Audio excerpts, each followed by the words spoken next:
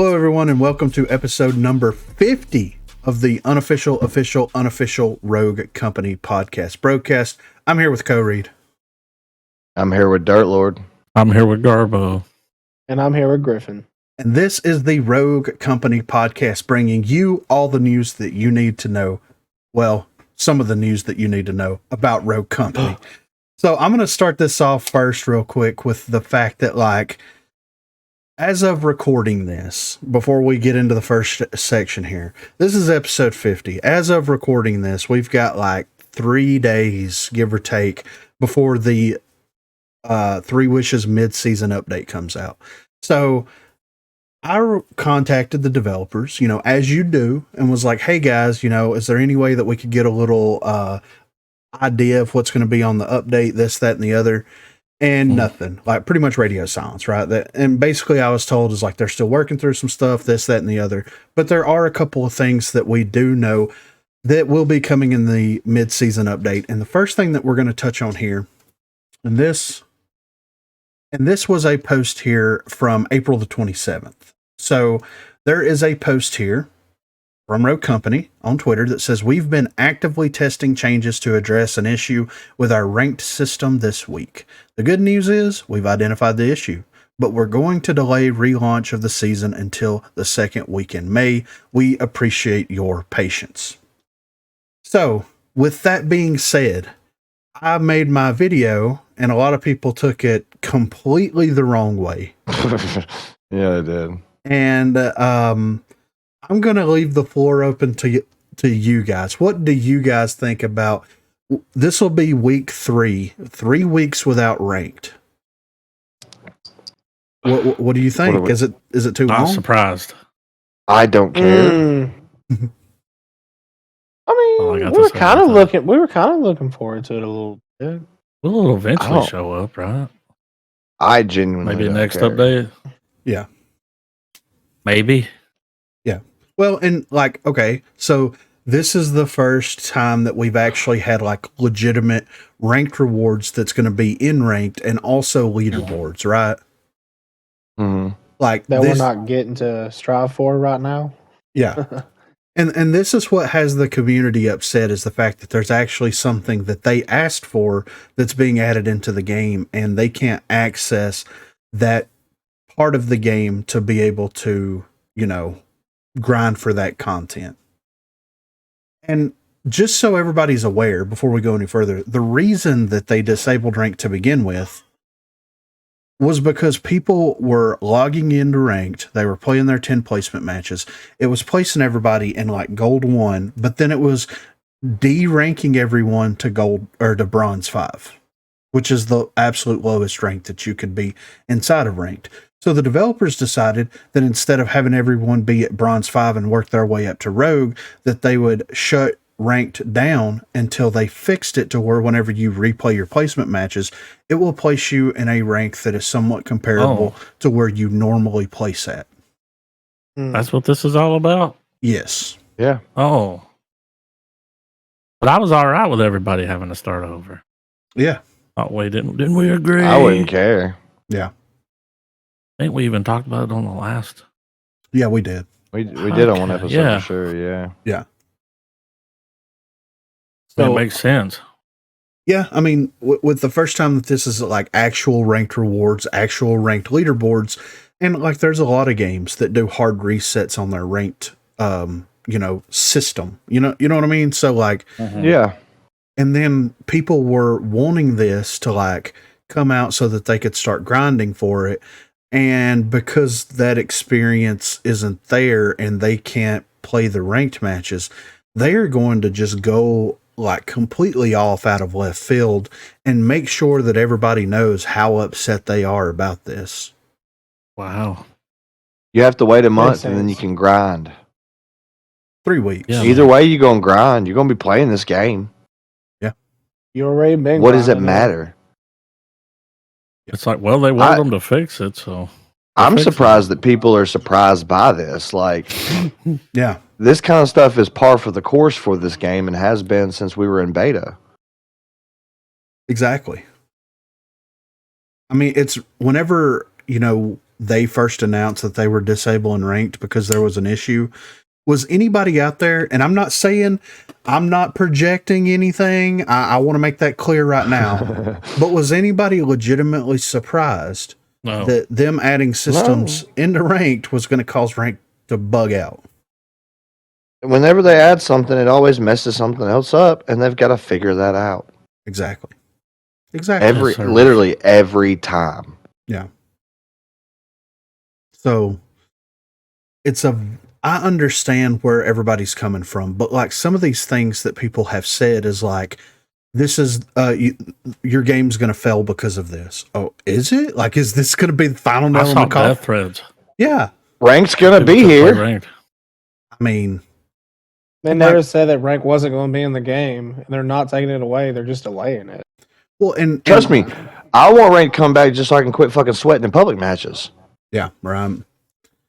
And on top of that, like, where was this? Whatever you look at this, there's, I don't know how many comments on here. I can't see what the comment count on it, but there's like 18 retweets, 12 quote retweets, 63.6K views.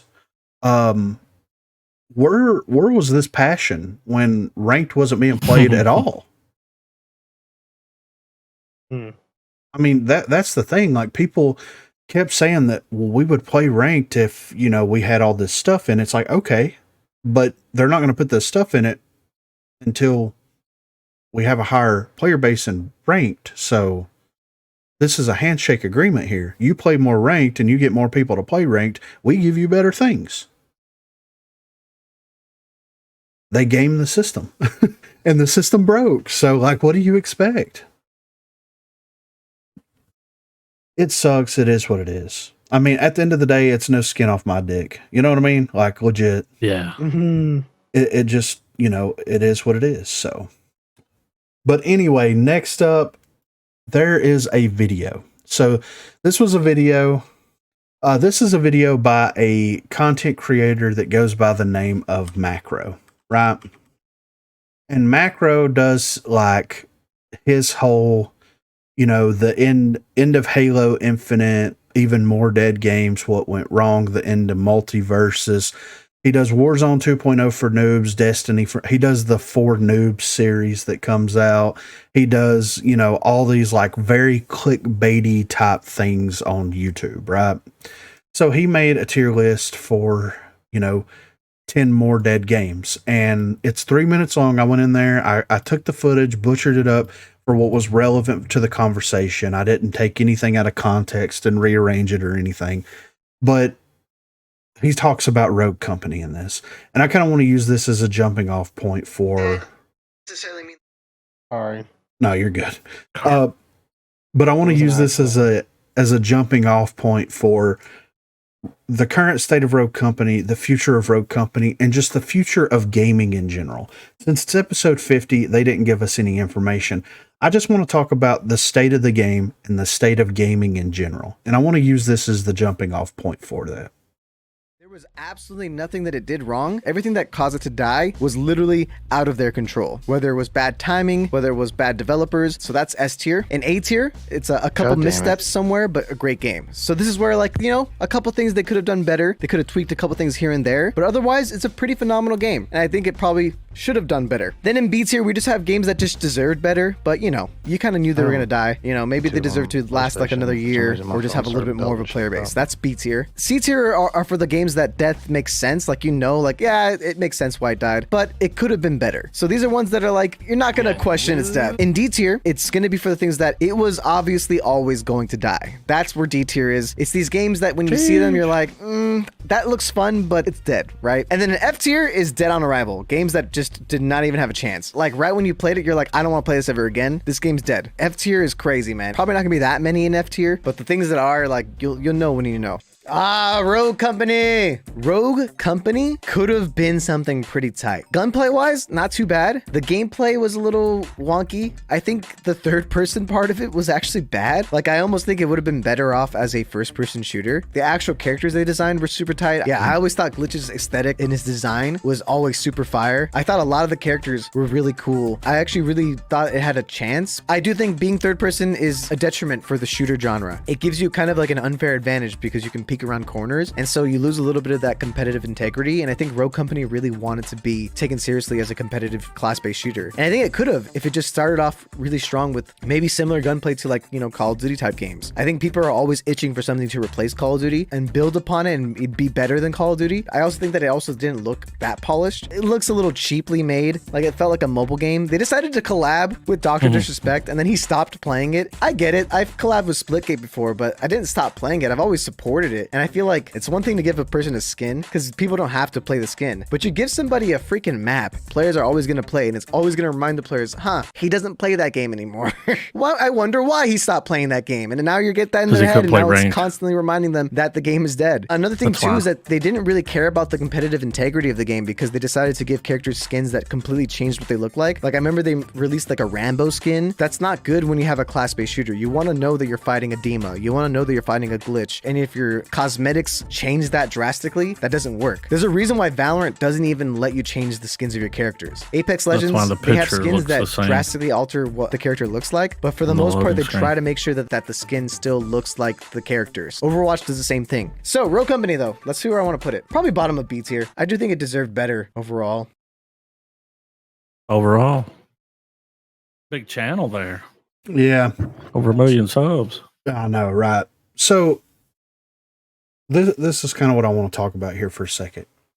First of all, like, you can by all means make any kind of tier list that you want to make for whatever you want to make it for. That's your decision to pour your opinions into this. It's very apparent that this individual did not play the game enough to actually understand the core mechanics of the game. Like Dirt Lord said in that, well, the picture's the same to signify that, like, oh, this is this character. Seeker. Like, yeah, exactly. So, yeah. I haven't really seen too many skins that just, like, I can't tell who that is. Well, if you play the game, you know. Yeah. I mean, unless it's one of those same new any other game. Yeah, like he sniper skins with he the said pigtails. Overwatch Like, was the same way, but like if you play Overwatch enough, you're gonna know what that's. Yeah. And I mean, how is Rambo that much of a different character? There's context clues to pick up. White male. The bow. Okay. How many white male characters are in the game? Too bitty. But you know what I mean, though? Yeah. Like, there's context clues hidden in that. Like, you know that whenever you see Rambo, there's only two logical people that's going to be playing as Rambo. It's either going to be Dallas or it's going to be Seeker, right? What guns he got? Oh, he's got an arrow? Yeah. Make it Seeker. Exactly. And like, even if you don't know who that character is, the first time you get into a gunfight with them, you're going to know who that character is after that. Yeah. So I don't think that was a good thing to bring up. Like, by him being like, you don't know the character. It's like, really? That's your complaint? It's very apparent that he doesn't know or play the game enough to understand like how the skin, because 90% of the skins in the game, let's be fair, are recolors. Yes. There's like maybe a handful, I'd say like maybe 10 at most, that significantly change the characters up. There's still context clues with those characters that feed into like who they are, who they, you know, and the pictures are there. So it's apparent that he doesn't know anything about it. Second of all, this Dr. Disrespect argument is the stupidest thing I've ever heard. It's weak. Because, why would you bring up a streamer? Because he didn't bring up a streamer on any other one. Yeah, right. And not only that, but like, he has over 1 million subscribers. He said in the video that himself that he collaborated with Splitgate, right? Mm-hmm. If Splitgate approached him and asked him to design a map, do you think that he would do that? Yes. Do you think that that would be the price was right? Yeah. And do you think that that would be the only game that that person would play from that point moving forward? No. No. Do you think that Not with would that kind of crowd? Like, yeah? Do you think that would be in his weekly rotation? Probably not. Do you think Splitgate? Yeah. I don't think it's a game anymore. Well, exactly right, but you know what I mean. Like, well, dude, it was at the peak of the hype. Yeah. When Doc came back, that's why they did it. I mean, it was huge. yeah, exactly. So this argument for Dr. Disrespect and the arena and all that stuff is so weak sauce. Like, first of all, the only people that really know that that's a Dr. Disrespect map, unless they're looking around and picking up on the clues, are the people that were there when the map dropped into the game. I mean, if you throw a kid in there that has no idea who Dr. Disrespect is, are they going to pick up on the little nuanced things that, oh, this belongs to a streamer, or do they think that it's just a really cool location to have a map? It doesn't matter. Like, at the end of the day, it doesn't matter. And then it's like, oh, Dr. Disrespect doesn't play this game anymore. Well, let's look at Dr. Disrespect for a second. He's a streamer. Yeah. And he, unfortunately, is in that position, like every other streamer, that he has to pick whatever game is going to net him the most viewers, right? Even if he hates it. Exactly. So if Rogue Company's not netting him the right amount of viewers because the game hasn't been, I don't know, marketed correctly and spread to a wide enough audience, then is he going to continue playing that game? Back to Call of Duty. Exactly. It's free too, right? Yeah. Yeah. Speaking of Call of Duty, and this is kind of like where I'm going to end with macro here. This could have been the Call of Duty killer. Why? Like, he said that everybody's searching for the next Call of Duty killer. This is my honest take and opinion on that logic. Everyone is searching for the next Call of Duty killer. Everybody is searching for the next game that does the same thing that Call of Duty does, but does it better. And it hasn't happened in 20 years. So they're searching for Call of Duty, which already exists. Yep. If I want a Call of Duty experience, then guess what I'm going to play? Call of Duty. Call of Duty. Exactly. And that is where I want to jump off is to gaming today. Because the point that he's making is like some of the topics that he was hitting on was like they were unable to innovate or they're no longer innovating and things like that. Okay, what game, realistically, within the past 5 years, what game has came out that has truly innovated the gaming scene? Fortnite. But that came out. That's got to be older than That was 5 years, right? At this point, It was but still, it's 2017. Fortnite, dude. It's exactly. It's Fortnite. It was 2017. Even recently with the map thing, you could make your own game. I mean, that's huge. Yeah. So third person, might I add? Yeah, exactly. And that's enough for that. You know? Yeah, like what does it matter? What do you mean? Yeah, what does it matter? That's what brings people. That's why I like the game. Yeah. Hell yeah. I mean, yeah. But like since like Fortnite kind of reinvigorated the gaming scene to an extent, right? Because you had PUBG, well, you had like DayZ and games like that came out that kind of like created the BR genre. Then you had PUBG come out and they kind of took just the idea of like DayZ and things like that and simplified it down a little bit more and put it out as to what it was. And then Fortnite pivoted from being a like multiplayer PvE tower defense style game into a BR. And it exploded. Not even the same game that Exactly. I bought the game, $40. It exploded. Completely different game. Yeah. And it exploded in popularity. And everybody is chasing that Fortnite high. Everybody wants to do anything that they can to break into the success that Fortnite has had as a game. And the only thing that's came close to it is Warzone. Yeah. Warzone come out, and then you have people that haven't played a Call of Duty game since Black Ops 2 downloading Warzone because it's free to play, and they're getting on there with their friends that they used to play with 10 years ago, and they're running around Verdansk. And there was another additional factor that helped the success of that game. The Pandy. a global pandemic that shut literally everything down for months. Nobody could go anywhere. Nobody could do anything. They were stuck at home. What else did they have to do? There was a huge console shortage because people were buying anything that they could to pass time. There was a chip shortage, of course, with everything shutting down. So it was a crazy time. But do I think that Warzone would have been as successful as it was if there wasn't a pandemic? And I still think it would be successful. Yeah. I don't know if it would be as successful to that degree, because that's like an anomaly that happened. Yeah.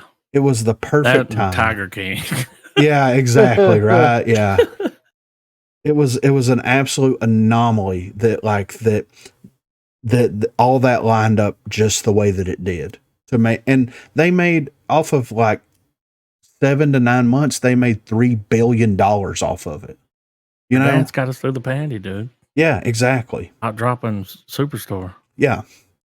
And then now if we look at the gaming landscape, like you've seen a lot of content creators that primarily focus on Warzone content talk about how their viewers are suffering, their YouTube viewers are suffering, their live stream viewers are suffering. Well, I mean, the world is going back to normal. Mm-hmm. Like it's going back to pre-pandemic times. Yeah, people got tired of being cooped up, man. Exactly. Yeah.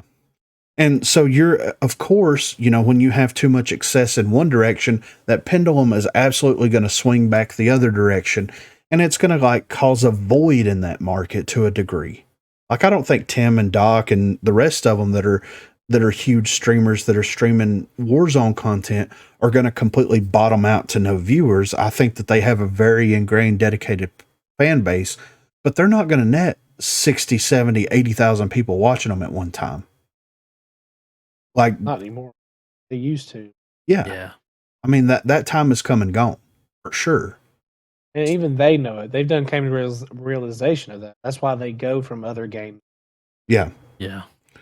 So with that being said, there are like 2 primary games that's coming out in the near future that is going to be, and I'm doing this in quotes, the Rogue Company killer, right? Because everybody keeps talking about, we've got Veld Experts that's coming out. Mm-hmm.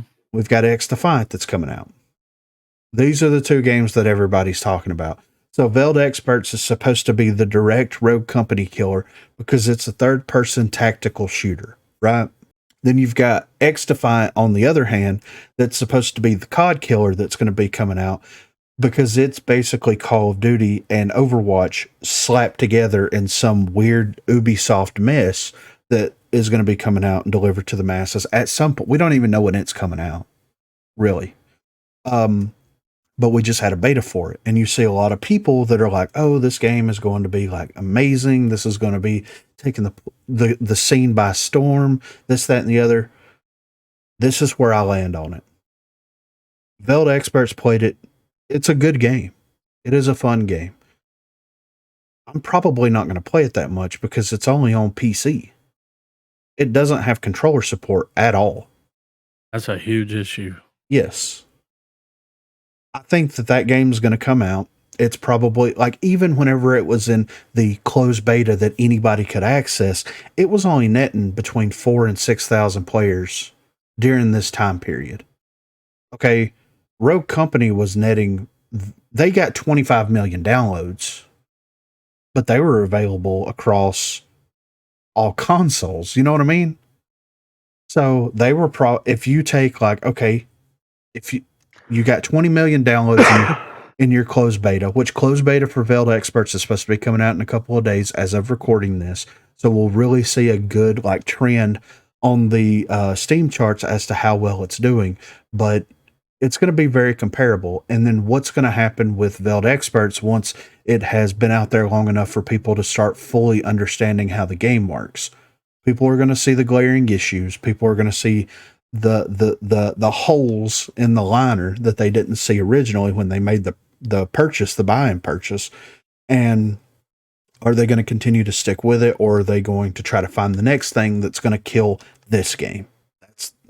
And I feel like it's going to plateau off. You're going to have your dedicated, Velda Experts player base, but I don't think it's going to kill anything. I think it's just going to it's going to be like, oh, there's another third person game that I've never heard about. There's another option. Yeah, exactly. Right. So put it in rotation. Competition is not a bad thing, because if you want to call, like, let's say this, Velda Experts is like the IKEA version of a piece of furniture.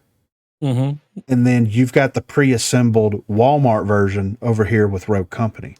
Yeah. It's not already put together. Yeah. It's not the best. It's not the shiniest. It's not the sturdiest, but you don't have 40,000 pieces that you have to put together. You ain't got to build it. Exactly.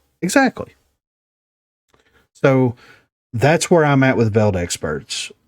X Defiant, on the other hand, that is another game that is going to come out, and it is going to have very similar effect to where once people start getting into it and understanding that, like, oh, this is like this is not that great. There's holes here. There's flaws. There's balancing issues. This isn't Call of Duty. I'm going to go back to Call of Duty and bitch about how much I hate Call of Duty. Like, I have a very strong feeling that that's going to happen with that game. It's going to come out. It's going to be crossplay. I'm going to check it out. We can run a couple of matches and see how that goes. But at the end of the day, like, it's going to be what it's going to be. I don't think it's going to gather as much steam as everybody thinks that it's going to, pun fully intended. But I don't think that it's going to kill anything. I think it's going to come out and it's going to plateau very early, and then it's going to start dropping in players, just like every other game that's come out in the past 5 years has done. And that is the current culture of video games. Something is announced, something gets completely overhyped, it comes out, people enjoy it for the first month and a half, and then once those glaring issues start to come up, then they start falling off left and right. And dealing with a development team that's located in Georgia is going to be very different than dealing with a development team that's located in South Korea. There's completely different values. There's completely different ideals. There's completely different everything. You can't talk to people from South Korea the same way that you talk to people from Georgia. It just doesn't work that way. You can call somebody from Georgia a piece of shit, and they can brush that off. Yeah, they're not going to block you. Exactly. But if you say that to someone that's not from this country, that is like, well, why would I waste my time on this person? What are they going to do? You know what I'm saying? So it's a different culture. It's a different environment. It's a different system. And the gaming culture, or the gaming landscape right now, it kind of sucks all the way around. I mean, yeah. And it doesn't help anything that, like, the attention span of the youth is so small that they just bounce around from game to game, and they complain about something that I would consider as like the dumbest thing, just to have something to complain about the game and not really like see it through and see what's going on with it. Like, do you guys remember going to the video store when you were kids? Oh yeah. And you remember renting something that had like really cool box art? Yeah. And you were stuck with that for the entire weekend, and it was a piece of shit? Yeah. But you played it because it had was... to play it, man. Yeah. Or... Oh, yeah. You get that present under the tree on Christmas morning, you open it up. Oh, it's this game. It's based off of this movie that I really, really like. I can't wait to play this. And you go in there and you pop it in the console, and it is just a heaping garbage pile of a game. And that's it. No updates. No. And you played that game. Yeah, you had to. You had a stack of games about 3 deep, and that was one of them. And you played that game. And that's just the way that it was back in the day. We liked it. Yes. And I think that, like, and I know this is going to sound really old man, really boomer, but like, kids these days don't understand having to deal with shit to find the piece of gold. Oh, dude, it was so much harder. Yes.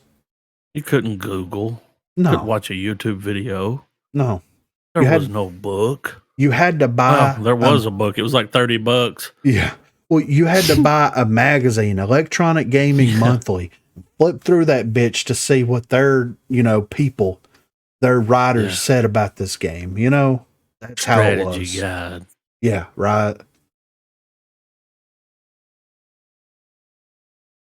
I mean, there is a game that I'm looking forward to that's coming out that has nothing to do with like a shooter game. It's more of like a fantasy based game that I am excited to like try and check out this, that, and the other, because it's something different and it kind of falls into a lot of the things that I do like. But I mean, there hasn't been a game that I've watched a trailer for that I've been like beyond hyped to play. Oh, dude, in the words of Dr. Disrespect, it's a snooze fest out here. It is a snooze fest. I mean, he's trying to make his own game, and I hope it's good. Yeah. But it's hard to, Mm-hmm. Find something you enjoy and be consistent in. It's hard.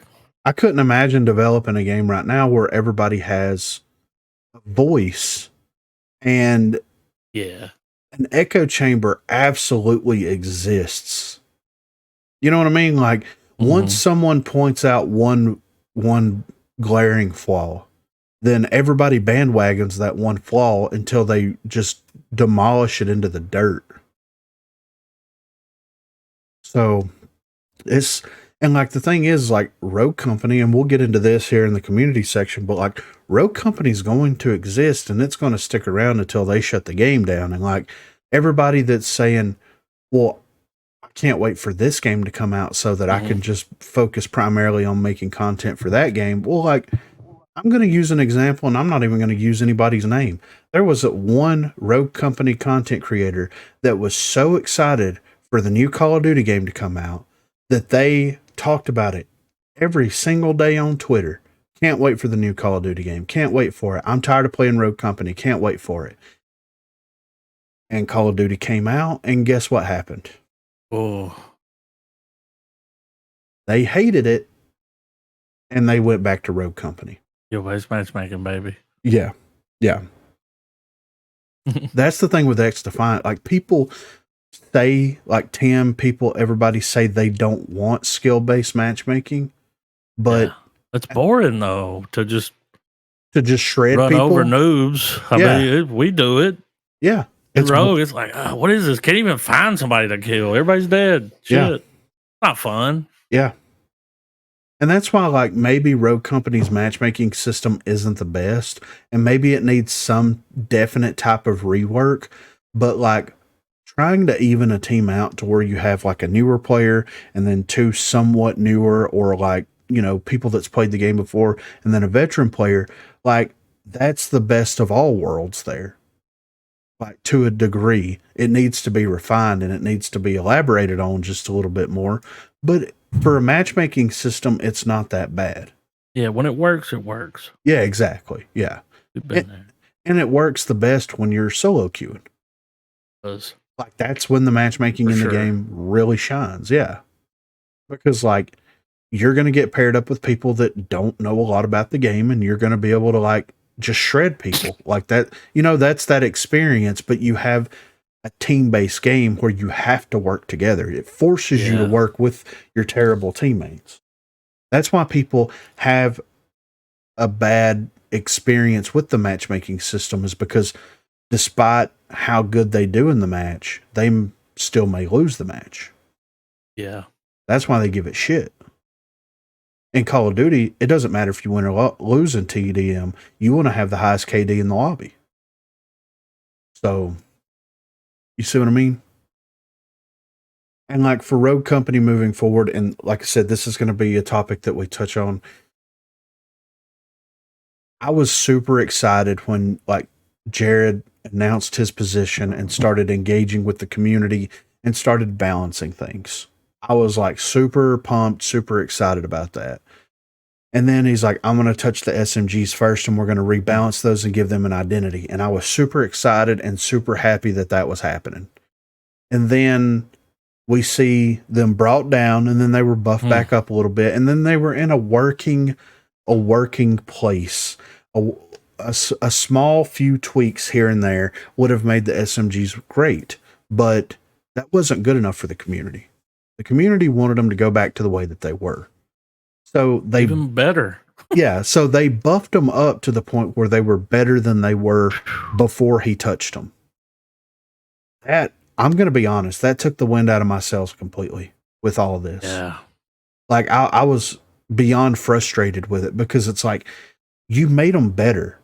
And then, well, the accuracy isn't as good as it was before. And I'm like, yeah, that means they're more forgiving.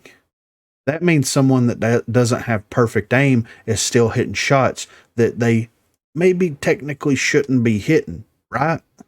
So you made them better. But hey, I digress. It is what it is. The SMG meta, yeah, SMG meta is back 110%. They're better now than they've ever been, in my opinion.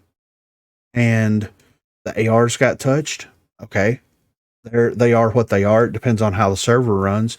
But, and the shotguns got touched, which the shotguns, in my honest opinion, feel like the most balanced weapons in the game right now. They do what shotguns do. You have to be close. You have to use movement. You have to use your secondary and your utility to get into position, but you're rewarded for all of that. Feels like a shotgun. Exactly. So it really did take the wind out of my sails in a huge way. Well, yeah. And, you know, we still haven't got any melee adjustments yet. We haven't got really any gadget adjustments. We have part of the pistols that's been balanced, but part of the pistols that haven't been balanced. We've got the ARs that still need to be touched a little bit more, in my opinion, and adjusted. But the longevity of like Rogue Company as a whole, like it's still going to continue to go. There's still going to continue to be a player base for it. And I was looking at the Steam charts earlier today, and like it's trending the same way that it did at this time last year. You know, in February, March, April time frame, you had a spike in players in last year and this year. Then it dipped down, and then it spiked back up during the summer, which is what I'm assuming is going to happen this summer. So it's followed the same trend that it did the year before. Is it gaining and losing the same amount of players? Close enough for it to be negligible at this point. So it is what it is. It's still trending the same way. And I can't speak to console because, of course, console or the developers won't release like exactly what the player count for those systems are. But at the end of the day, it is what it is. I'm still going to continue to play it while I find it fun. And then once I stop having fun with it, then I'll stop playing it. But I still enjoy it. Yeah. And like, I feel like, and correct me if I'm wrong here, but like, I play the game to have fun with my friends. That's it. You know, boys. Yeah. Not fun alone, dude. Yeah. But that's like, I play Warzone to have fun with my friends. I play Apex to have fun with my friends. I play insert game here. Yeah. Have fun with my friends. I don't play the game 14 hours a day, 7 days a week until I get completely burnt out on it and then start complaining about it. It's a different mindset. It's a different mentality from a lot of the people that's been playing the game. And I don't know if they just don't have friends. I mean, a lot of these kids don't have responsibility yet, but they have a voice, or they have what they perceive as a voice. And there's a lot of them. Yes, there's a lot of them.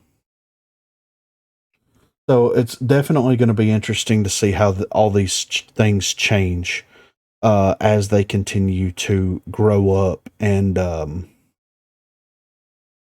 priorities and everything shift. But we only play for a handful of hours. Yeah. We might get 3.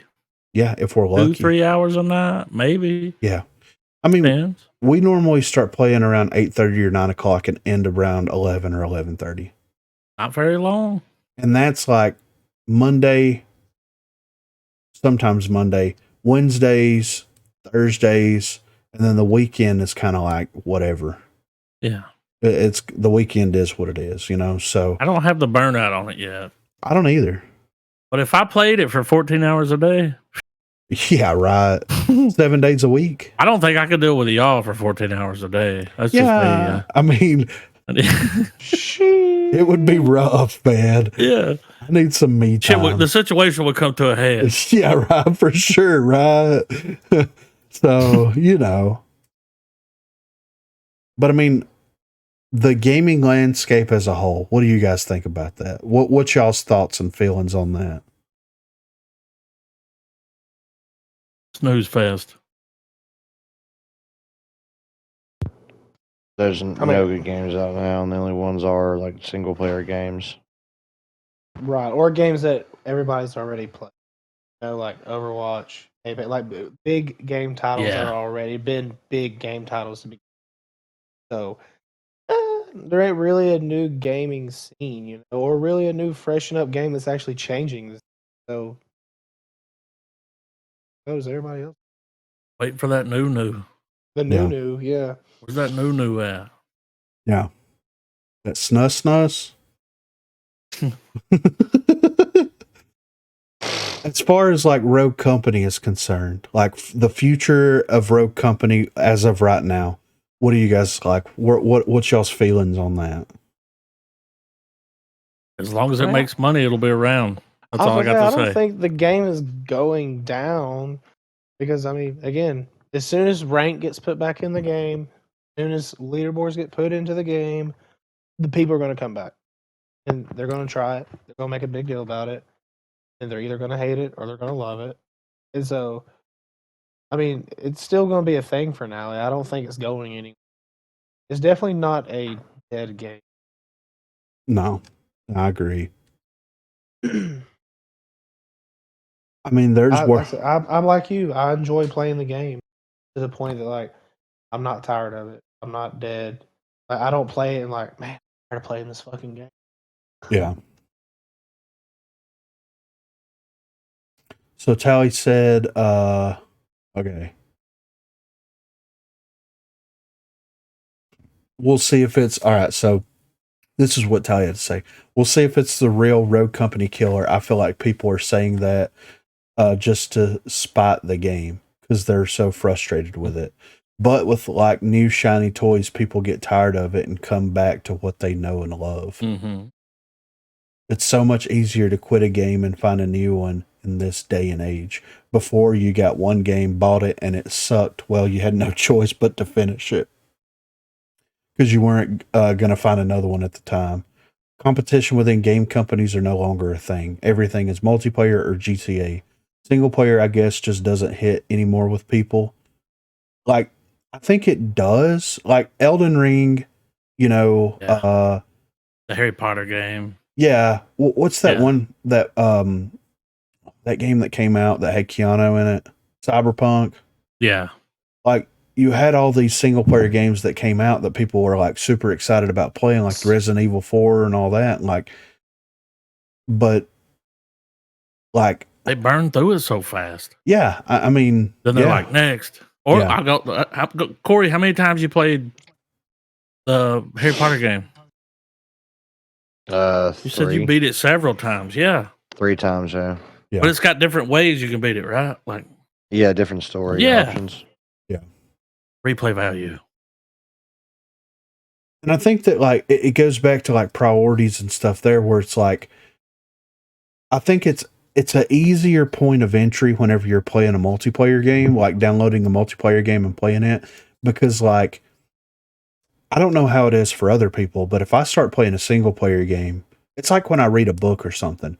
I'm in it until I'm done with it. You know what I mean? So it's an easier buy-in for most people, and sometimes there's not even a buy-in with free to play multiplayer games, and like everybody's trying to like recreate that success that like just hasn't been recreated yet.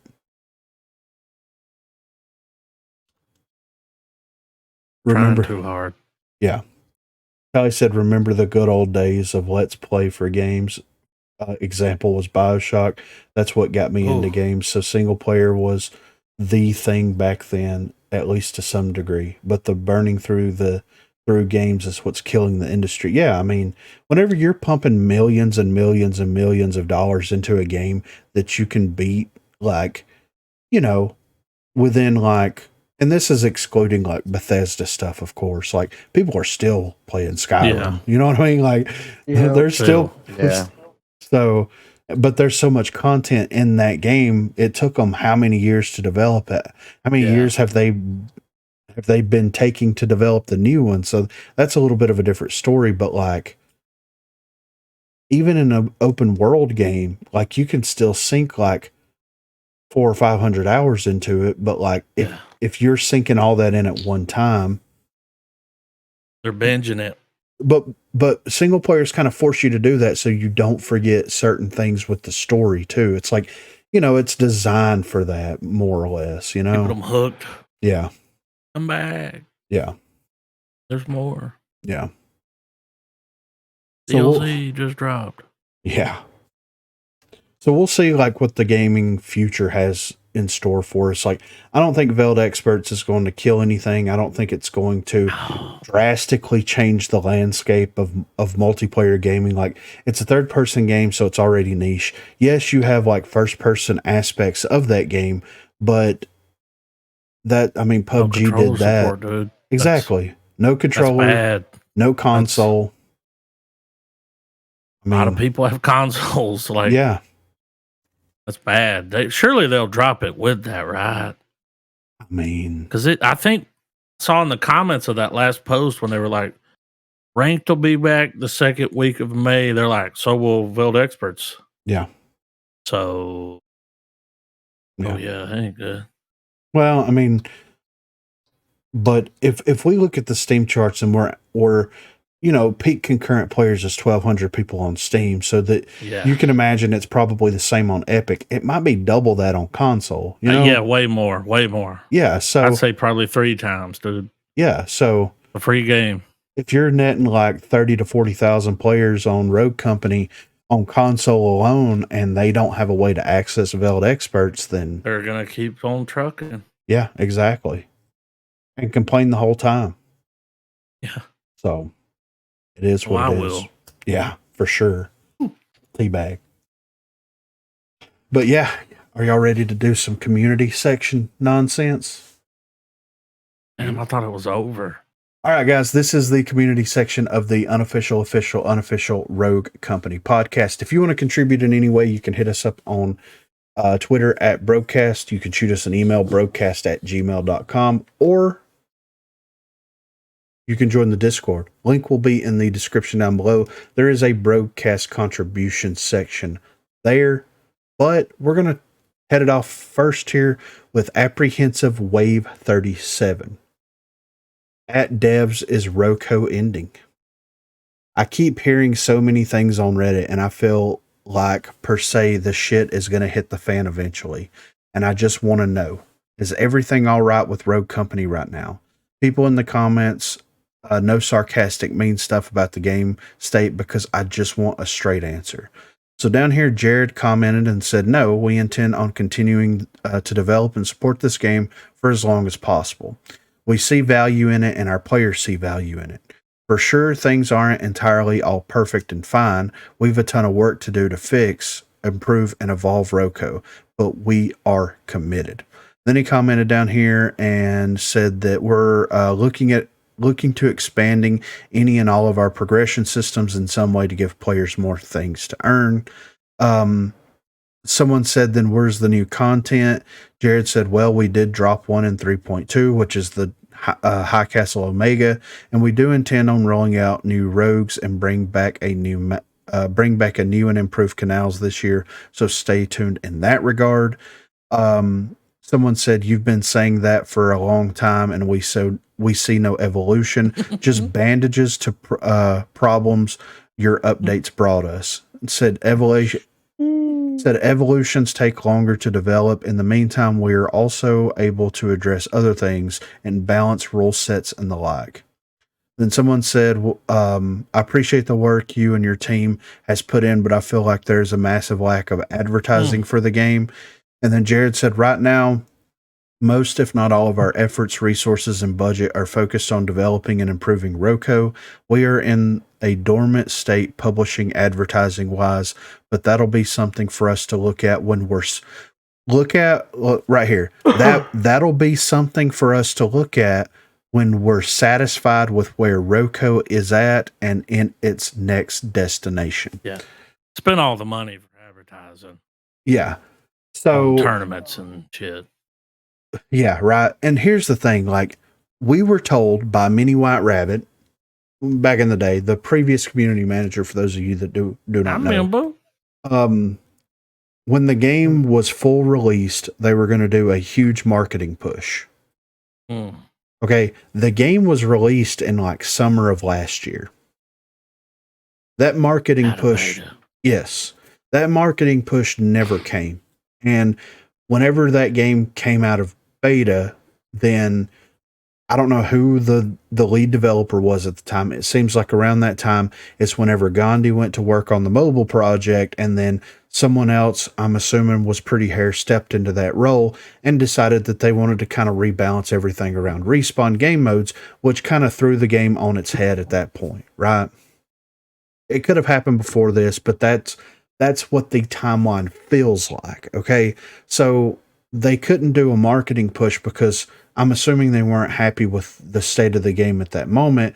And they want to refine what the game is before they make a marketing push, which makes sense, right? Do you want to market it as a single life tactical shooter? Do you want to market it as like a multiplayer, like, run and gun arena style shooter? Do you want to focus, like, what is the focus of Rogue Company? Right now, it still doesn't feel like there's a singular focus as to what the game is. So, but knowing that, like, they want to change the game up enough, they want to get it into the next evolutionary step that the game needs to go in, and then once all's said and done, then maybe we'll get a marketing push.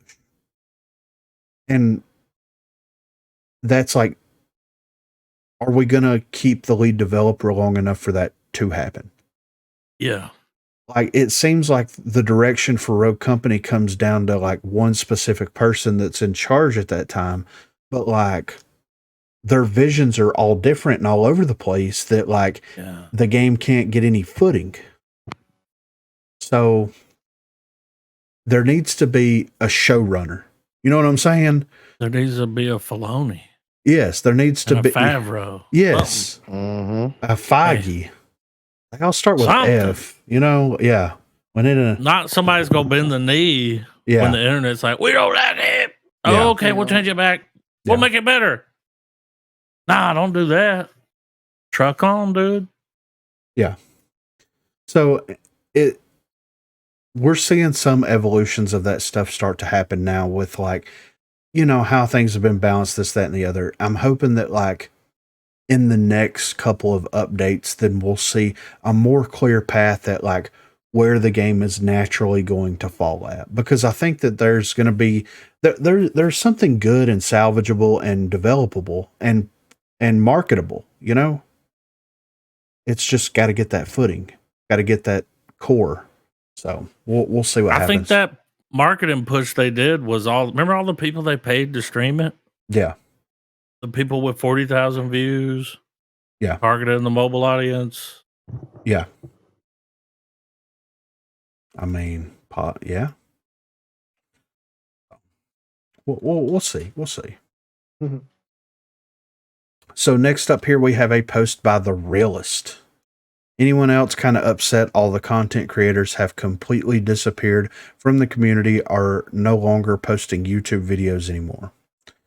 It's really just sad, honestly. I can remember when this game first dropped 2 or 3 years ago, and people like Diehard, Radthar, and Chloe constantly uploading amazing YouTube videos and just straight up being staples in the Rogue community. Although I do consider this game to be dead, sometimes in the back of my head, I really wish things could go back to their former glory. This sub having 3 times as much interactions as it does now, the CMG 10K tournaments, we'll get to that in a second, actually being excited for new updates and everything else. I really hope one day things can all get better, but honestly, I don't see that happening anytime soon. Any of y'all's thoughts on this? Okay, here's what I'm going to say. You had Radthar who made like educational type comment for the game. educational type content for the game. You had Die Hard that was just like running around playing the game. Like it was just, he was just playing the game. He's just playing the game. Yeah. And Claw was just playing the game. Like, you know, and then you had others like, what's that dude's name? The dude that did with the podcast with Brathar? Oh, well, that, yeah, he was playing and streaming the game at the time, and then he kind of like decided to go crypto mining or whatever he was doing. Yeah. Yeah, Tragedy that was like just he was just posting Lancer videos and that was it. You know what I mean? So like you had these staples of the community, and like honestly, like you had Orse, of course, you had a couple of other people that would upload YouTube videos for Rogue Company, and like I feel like, and I'm not speaking realistically about myself, but like I'm speaking about Rogue Company content from the time that it dropped until now has evolved in such a better way than it was when content was first dropping, right? So, yeah, you had Radthar that was making where to plant the bomb at on demolition and how to rotate, who to pick, how to play. Yeah. Educational videos, which are evergreen to an extent until things start getting messed up. You have, you know, Die Hard, who's just him running around, screwing around, playing matches.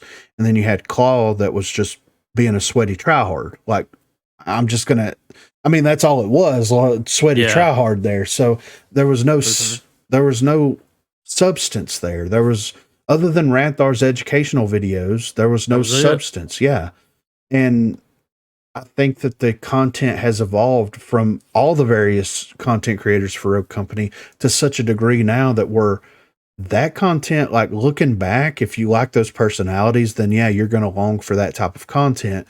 But the people that are making videos now are killing it way more than people that did it back in the day, for sure.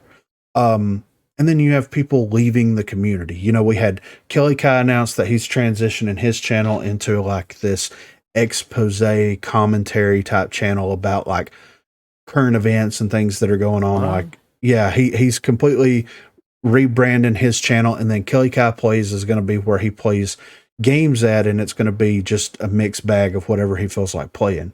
So he's like transitioning away from like primary Rogue Company content into this world of like expose type commentary things.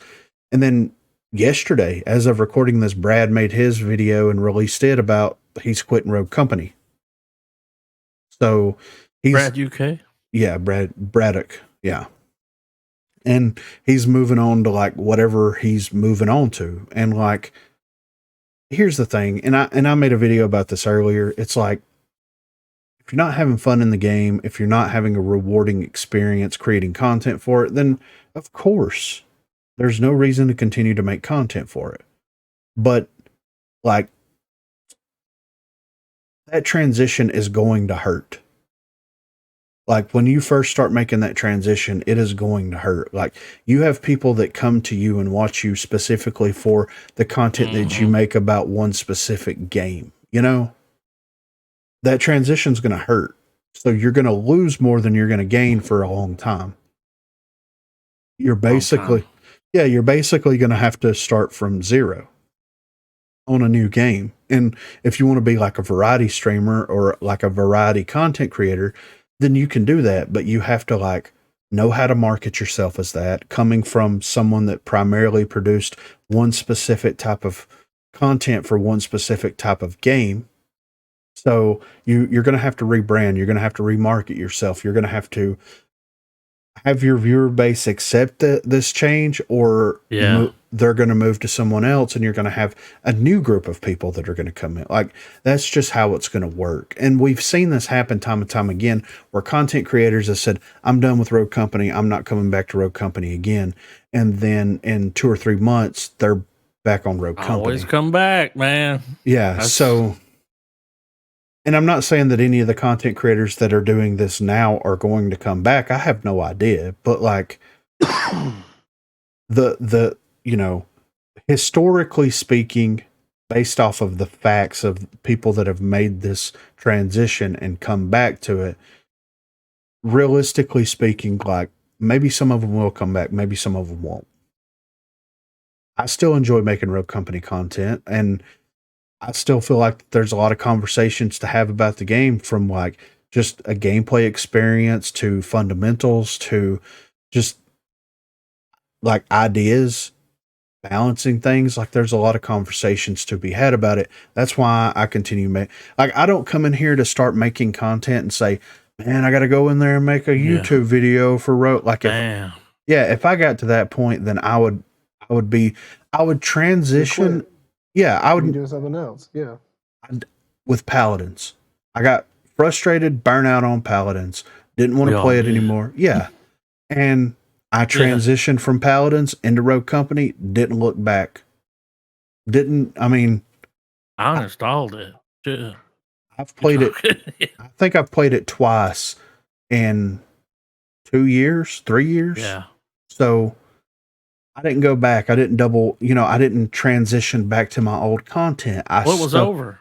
Yeah. I was not inspired. You moved on. Yeah, exactly. So, and I think it comes down to like, it's passion. At the end of the day, creating content for something is passion.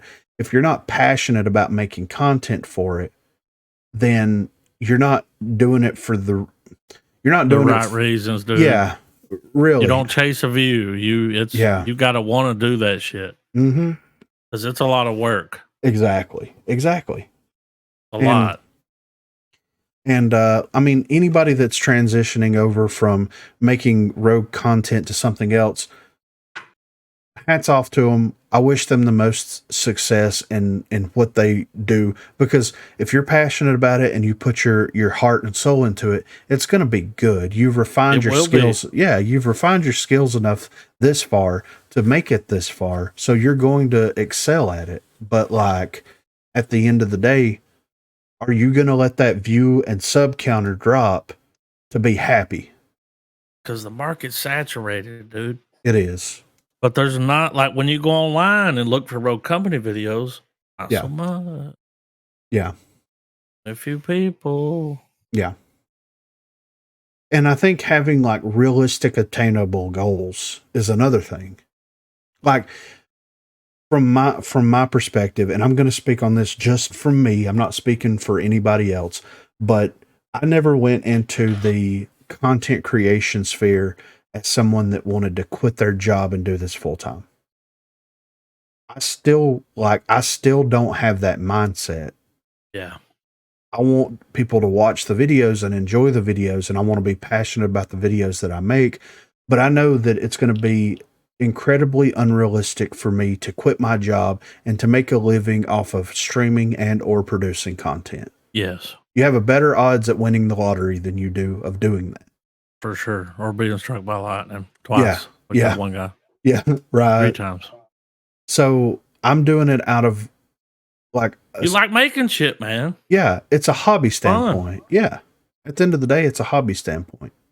And like, if Rogue Company ceased to exist today and could no longer make videos on it, I would probably like stream some random stuff, maybe make some videos on some random stuff until something like struck me. But like, there's other things that I would like to do that I can't do because of the amount of time that the Rogue Company stuff is taking up. Like I would love to do D&D stuff. That would be super fun. I think that looking at things the way that I look at them through that world would be very fun and interesting. Oh yeah, you wicked smart. So like, and that's a whole different thing. That's a whole different genre, that's a complete pivot into something like going from video games to tabletop role-playing games is a massive pivot, but I mean, if Rogue Company ceased to exist, then I would just step back, decide if I wanted to continue making content, and I would probably just chalk it up to like 1 video a week or 2 videos a week. I wouldn't go as hard as I've been going, and just enjoy it just for the love and the passion of doing it and creating something, and not looking at it from a strictly business perspective. I mean, and that's just that. Passion. You have to be motivated. So you have to enjoy what you do. Dude, when I tell people we do a movie podcast, they're like, "Do you make money?" It's like, "Nah, we just do it for fun." yeah, It's like we enjoy it. yeah, We have jobs, yeah, exactly. but we enjoy making content. It's the same thing when people go out and drink. That's what they enjoy. Yeah.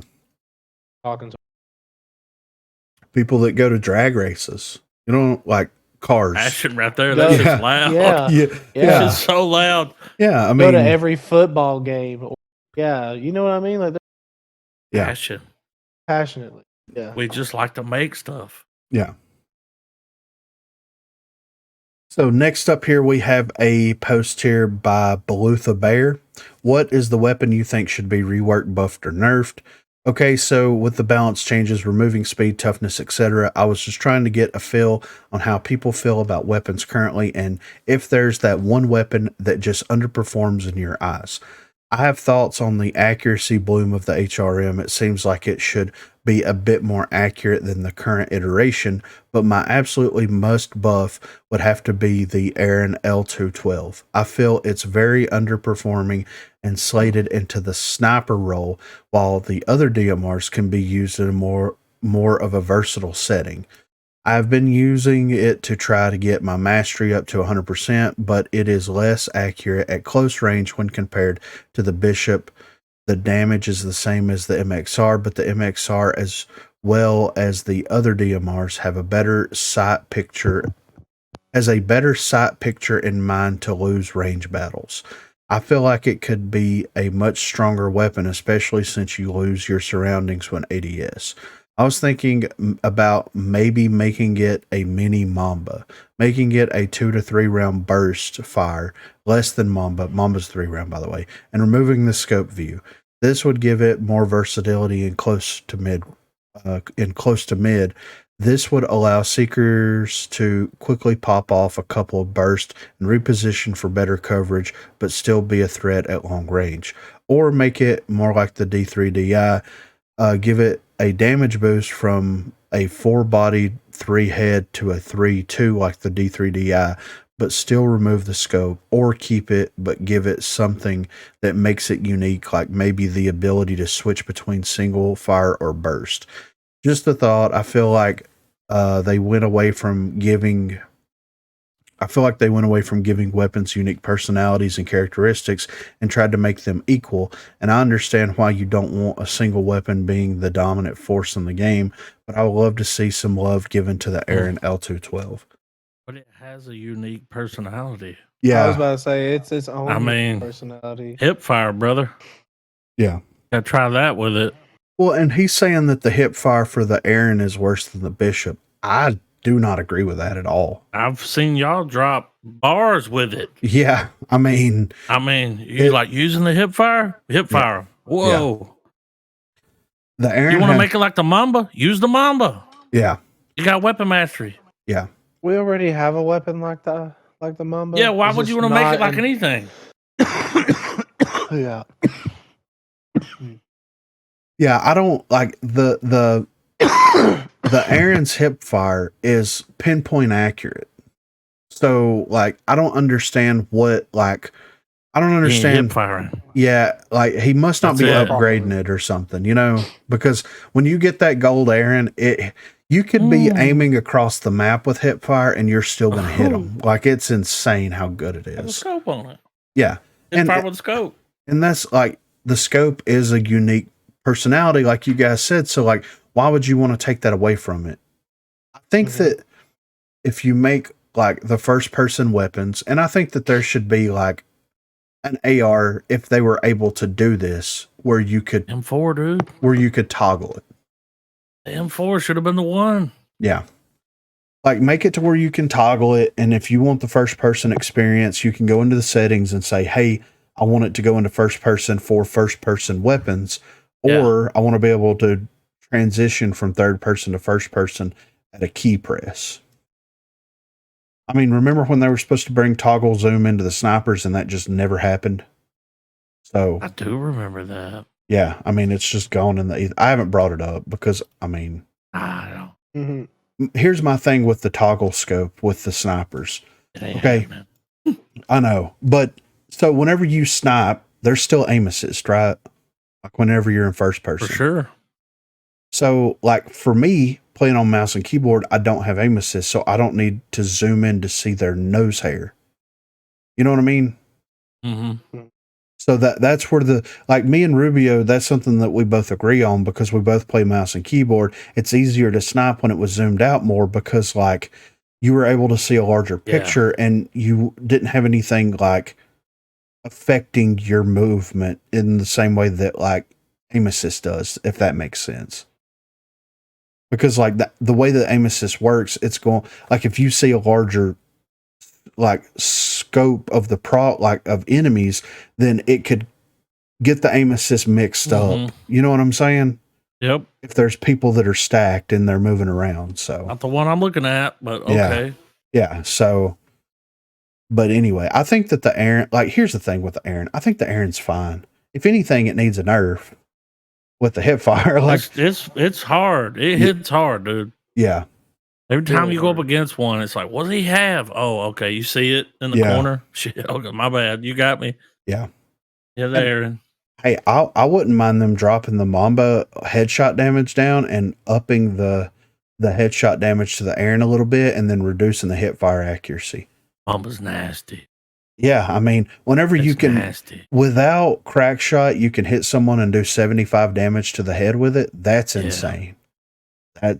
That's more than the Devotion. The Devotion only does 72 headshot damage, I think. So that's nuts. All right, next up here we have a post by we have a post here by Origin LBC. There's literally nothing to do in this game or look forward to. No new rogues, no new ranked game modes. It's 2023 and this game is bare bones as hell. Shake my head, wasted opportunity. I give it a year before it shuts down. And okay. Damn. This is going to kind of go back into some of the things that we were talking about before, but it's like, I don't know about you guys, but I don't play the game for like cosmetics. Yeah. You know, I don't play the game because there's 45 different game modes. I don't play a game because like they have ranked that changes every single time that a new update drops.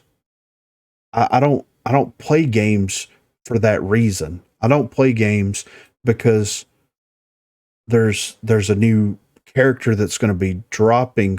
Like, I don't understand this mentality. Like, I'm sorry. I just don't understand this mentality where it's like, no new cosmetics, no new content, no new maps. Like, we just got a whole new rework of a map that literally just came out. Looks and like cosmetics. a new map. There's stuff in the game that's new.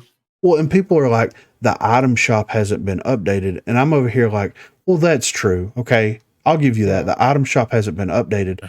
But they added loot boxes into the game. They did. And if you buy something that's an item shop, it'll go away and something else will pop up. Yeah, so... And you can buy that. Yeah. So it's... The idea of like playing the game for cosmetics, playing the game for like the game to run differently every time that you get on there, like the core fundamentals of the game changing every time you log in. That's called playing a different game. You know what I mean? Could you imagine if every time that you logged into, let's say Call of Duty, you log into Call of Duty on a Monday and there's one option, it says play. No, there's two options. Play cosmetics. And you press play and it's going to put you in free for all. And the only thing that you're going to be able to play all Monday is free for all. You log in on Tuesday whenever they reset everything. And whenever you log in on Tuesday, you hit play and it puts you in Warzone all day Tuesday. No options. No, those are different games. You know what I mean? It's different. Like if you want something that like is a different ranked mode, then play a game that has a different ranked mode. I don't understand. I don't know what to do with my hands right now, you know? Yeah. So It's Just a drum set. Yeah, right. Yeah. You bastard. Mm. All right. Last up here by Mo Snars. Why Rogue Company is dying, and here's how to fix it. So we're going to tackle these one at a time and see how relevant these are. This was posted 4 days ago, by the way. The game is dying, and there's no way around it. And although the board members are delusional enough to think that it is not, their complete lack of perception, along with their unprecedented level of arrogance, is what drives this game to the ground. Number one, for starters, they could start listening to what the community wants. Bring back daily rewards, make new skins for certain rogues, introduce more in-game rewards, build an in-game troubleshoot system, work faster on solving bugs, take a look at their report inbox. Okay, the reason that the SMGs perform the way that they're performing now is because the community was listened to. The reason that ranked rewards were increased and the ranked leaderboards exist was because of the community was listened to. Daily rewards are definitely coming back. They're not gone forever. New skins come every 6 weeks whenever they introduce a new event pass. You got more in-game rewards with the ranked rewards. That point is like kind of null and void, right? I think that we pretty much tackled, like, okay, work on solving bugs faster. Okay, I mean, they can hire 50 people to try to tackle their bugs, but you're not going to get any more cosmetics for the game. Pick what you want, you know? I'm just saying. Yeah. Introduce new rogues every 4 to 3 months. Okay, that's something that I would absolutely get behind, but I think that it is completely unrealistic. Unrealistic. I mean, at this stage in the game, I think that if we got one every 6 months, it would be fine.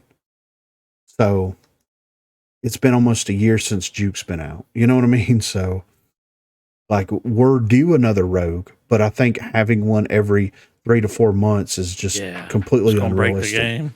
Like, I mean, they there's so much designing, so much planning, so much. People don't realize the work. Yeah. Yeah. Like, it's one rogue, but then they got to make 3 abilities: a main ability, a passive ability, and then, got to make the weapon work. Yeah. Utilities, figure out what layout you want for the character. Not easy. It's not just like, let's make a character and just throw them in there. Yeah. Yep, 3 months, go. Yeah. That's how you get bad games. Yeah. Well, and not only that, but like, whenever they dropped the closed beta, they was releasing a new rogue every 3 to 4 months. So it spoiled the community and it made the community's expectations skewed. That was the developer's fault. Yeah, exactly. Yeah. So that was the developer's fault. You got to say to them, do you have them all mastered? Mm-hmm. You played them all. Oh, I'm sure that they do. Well, if they would have stayed on the 6-month track, we would probably be at Juke right now. Exactly. No, I mean, if they stayed on the 6 months, if they released a new rogue every 6 months, we would not have 3 to 4 rogues that we have now. Oh, because we would be under. Because the game has been out not even 3 years yet. 3 years? Yeah. Yeah. They pumped them out pretty quick. Yeah. So, I mean, you've got Fixer, Dahlia, There's Umbra, a bunch of them. Kestrel, Seeker, Juke, Sigrid. Glimpse, Sigrid. I mean, that's 8 right there. The list goes on. 9. I think that there was one more too. I think that they've introduced 10 new rogues since the game came out. So, anyway, make another celebrity collaboration like they did with Dr. Disrespect. Mo Snars, are you going to fund this? Or are you going... So people can bitch about it? Yeah, I know, right? Yeah. I mean, how many collaborations do you see with major games? It's rare to even see that type of collaboration. Yeah, well... To get a map and a skin? That's huge. Yeah, it's huge. Yeah. You just don't see those type of collaborations. Well, I forever love Rogue Company for siding with Doc. That was a W for me. Absolutely. I mean, technically, if he can play some rank, he'll come back. Yeah. That's all he wanted. Yeah. Maybe if someone makes a big enough donation, he'll play it. Yeah. Tally said, how about they collab with actual creators? Yeah, exactly. Oh, damn. Yeah, there's people in the partner program. Why not make skins for those guys? That are dedicated to your game every day. Yeah, I mean, I would do it for free, like just to have my skin in the game. I Skin mean, in the game. Yeah, got it. You know. Yeah. Next up, hire a better marketing team if they even have one. Okay, you know, the marketing team, but that goes back to what we were talking about earlier. The game isn't where they want it to be able to market it. So, you know, introduce new research. Yeah, you know? just a hair. You know, introduce new fun modes with huge player groups. For example, Last Man Standing, similar to Battle Royale, but with 50 players all against each other in bigger maps. That's a different game. 6v6 can't even run. Yeah. 50? Yeah, that's a different game. Yeah. I think it's called Realm Royale. Do they have 50? I think they have over 50. There you go. Yeah. Make a ranked wingman mode because wingman is just hella fun. That's something I can get behind. I think that wingman. I like wingman. Yeah, I think that a ranked version of wingman would be great. Okay, drop a new map every now and then and gradually get rid of some of the old maps that's been there for 3 years. So you want new maps to come out and the old maps to be deleted out of the game. Why? Same. No, I want fucking High Castle gone, dude. Well, I want High Castle gone, but like, if he's like, let's say they come out with a map tomorrow that's called like Sewer System. I see. And they delete Skyfell. Get rid of, no, fuck that. No. Yeah, right? Like, why? Yeah. We're not doing that. Yeah. Introduce more lore and more depth to the story of Jackal and Rogue Company. I mean, it was the traitor. Yeah, I know. To be fair, they do need to keep up the whole narrative thing if they're even going to do a narrative thing like that. I don't think they wanted to. Miss. People just kept on about it. And they were like, all right, well, there's a traitor. Who's the traitor? That was fucking forever ago. Well, we still don't know. The ending to that story will be coming up soon. Oh, is it? Yeah. Oh. That's all the information. Also, to be fair, though, we also only have one Jackal. And one Justicar. And one Justicar. Yeah. And all the rest of them are quote unquote rogues until we find out who the traitor is. Yeah. And here's the thing, man. Like, you have creative people that are part of the community that like write fan fiction for the rogues, believe it or not. Figure it out. Like, you could absolutely say, hey, you know, we like what you're doing here, but can we like purchase this from you for $50 and like rework a little bit of it and put it out as some official lore? Like, they'll probably give it to you for free. Yeah, exactly. Just to have it. Yeah. I'll sign something. Sure. Yeah. Make new fun cutscenes for every season. Most seasons have cutscenes, some don't. But like, do we really need them? Does it help the game? No, not really. Is it necessary? Oh. Yeah. Are you just wanting to? You're just wanting to see a different scene? I don't know. Well, the cutscenes would be cool if, like, whenever you're loading into the match, instead of just see it, you know, like, you see what I mean? Oh yeah. Like, put a cutscene in there. So that would be walking cool. in, it's something. Yeah. Like, and then another thing too is like, whenever you're like, get rid of the walking thing. Like, whenever you find a match and it connects, play a cutscene right then. Whenever you pick your character and you start to walk, do a fly through of the map and explain the rules of the game mode. That would be huge. Yeah, exactly. Because some of the people might know how to play it. Yeah. So you have to plant the bomb. Yes. Yeah. Like that's a small little nuance thing that they could, and like, yeah, you may have seen it for the 50th time, but it may be Joe Bob 69's first time playing. For sure. You know, dude, like, when you go to quick play and you click on it, you want to play, it's like, all right, here's the game modes. All right. It's like, okay, this one. Yeah. It doesn't tell you what you have to do. No, not at all. There's nothing. Yeah. It doesn't say. Now I know. Yeah. But my team.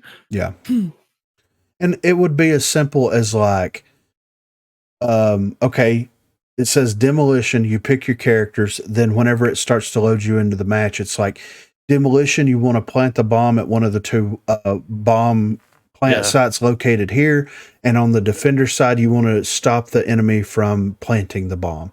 And there's your load screen. Yeah, and you could do that in literally less than 30 seconds and show where the plant sites are, and like someone planting the bomb as like Dima out there planting the bomb and someone shooting Dima, and that's it. Like that's literally all you have to do.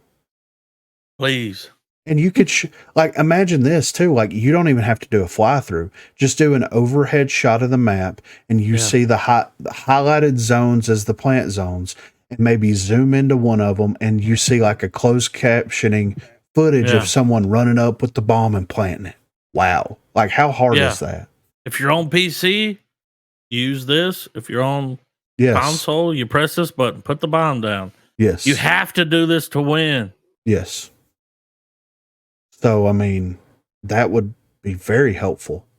Cutscene to get you into it, then an explanation of the game mode to bring you the rest of the way into it, then you're in the match. Bam.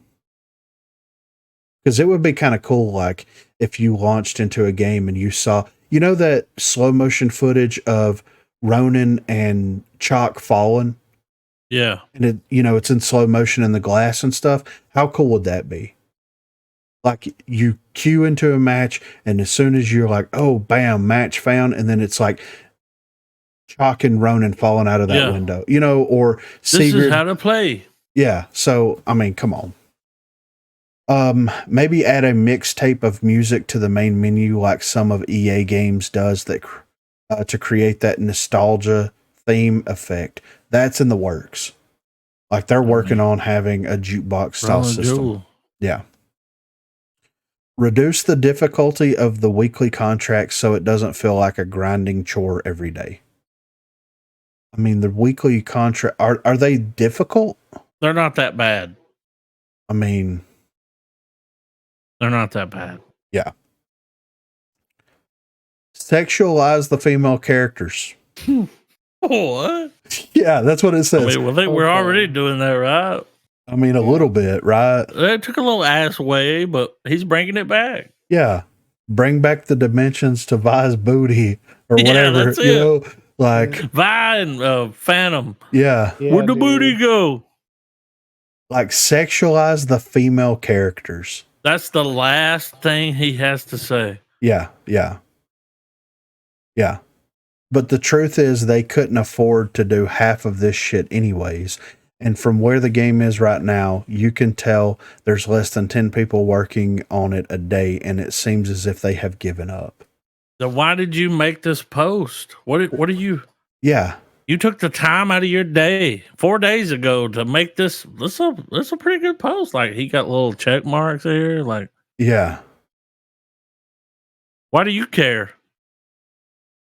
I mean, and a lot of this stuff is either in progress or already happened. Yeah, like what?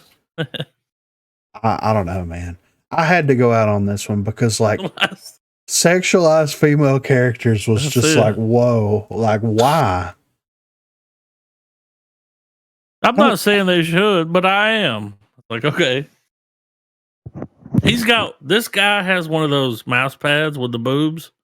Yes. That you rest your wrist on. Yes, exactly. Anime mouse pad. Look, here's my thing, man. Like, and I may cut this out. This might just be us, but like, I don't like really sexualize look at the characters and be like, I want to fuck them, or no, I'm playing a game. That doesn't happen. I don't pick a character and be like, I hope he's got a thick dick. Here I go. Yeah. You know? Doesn't happen. What? Don't care about that. I don't. I mean, I don't even know. though I'm pretty sure Amble does, but I mean, come on. But this has been episode number 50 of the unofficial Rogue Company podcast. If you want to contribute in the future, you can hit us up on Twitter at BROGUECAST. You can shoot us an email, broguecast@gmail.com, or you can join the Discord. The link will be in the description down below. There is a BROGUECAST contributions where you can submit anything that you would like for us to talk about. But for this episode, I'm here with Co Reed. I'm here with Dirt Lord. I'm here with Garbo. And I'm here with Griffin. And thank you guys so much for listening. Thank you guys so much for watching, and we will catch you guys on the next episode. Have a good one, guys. Peace. Can't live with